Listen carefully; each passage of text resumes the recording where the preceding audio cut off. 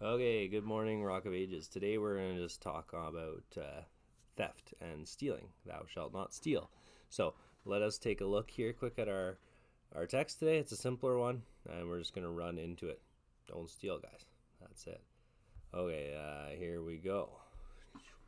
So this is a story from 2 Kings 5, I think. But Gehazi, the servant of Elisha, the man of God, said, "Look, my master." Oh, so what happened was Naaman had just come, being sort of dipped in the water, was healed by that from his leprosy.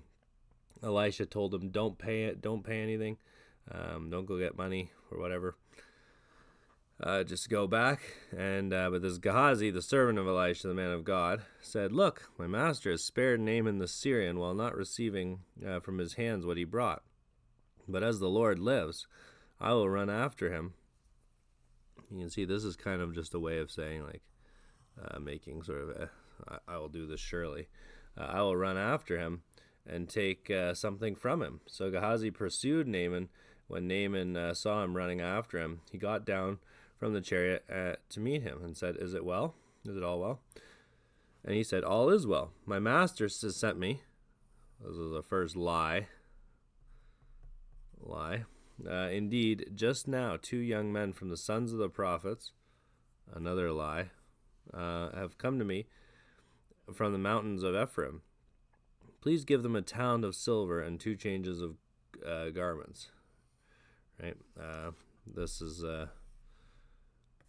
kind of his way of getting to money. So Naaman said, "Please take 2 talents.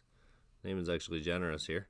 And he urged him and bound 2 talents of silver in 2 bags with 2 changes of garments and handed them to 2 of his servants, and they carried them on ahead of him. And when he came back to the citadel, he took them from their hand and stored them away in the house.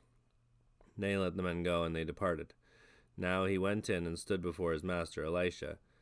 And Elisha said to him, "Where did you go, Gehazi?" And he said, "Your servant didn't go anywhere." Another lie. And he said to him, "Did not my heart go with you when the man turned back from his chariot to meet you? Is it time to receive money, to receive clothing, olive gardens or groves, not gardens, not getting any breadsticks there, and vineyards, sheep and oxen, male and female servants? Is it time to gain, to receive gain from this? Therefore, the leprosy of Naaman shall cling to you and your descendants forever." And he went out from his presence, leprous, as white as snow. Okay, again, very quick. Obviously, Gehazi stole, and then there was this sort of miraculous event here of judgment. God does this multiple times where he does something that sort of reveals how a judgment comes upon a certain sin and wickedness. So, you have the sin of, an axe, and people fall dead, and there's all sorts of things like that that happen that show his justice, and here we get kind of a sense of that too. So Naaman gets the leprosy goes on to Gehazi, showing God's disapproval of this action, obviously. Don't steal, and I think I'm not gonna go over that way too much. So, 7th commandment: "You shall not steal." What does this mean? This means that we should fear and love God so that we do not rob our neighbor of his money, property, nor bring them into our possession by unfair dealing or fraud, but help him to improve and protect his property and right to make a living. Okay. Why has God given you this commandment? God has given me this commandment so that both my neighbor and I may live free of fear of having my possessions taken from me. What is the source of money and possessions? God gives me money and possessions through honest work, investment, discovery, that's kind of like invention, gifts, and inheritance. 1 Corinthians 10:26, "The earth is the Lord's and everything in it."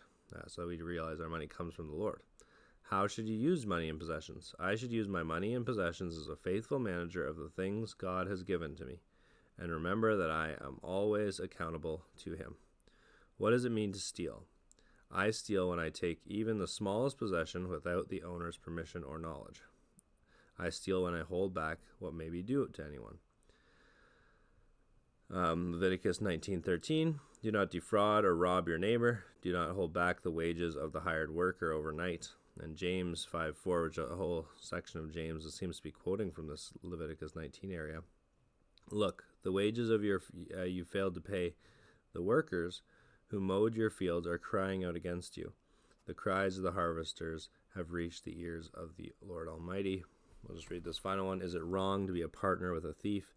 Yes, the partner of a thief is no better than the thief, because the partner is approving the act by being present and saying nothing. Proverbs 29:24, the accomplices of thieves are their own enemies. So we see a few things, right? It's also stealing not to give people their due. Taking anything from our neighbor without that owner's permission. Hey, well, I think that's all we're going to deal with today. And keep it simple, keep it small, and blessings to you. Bye-bye.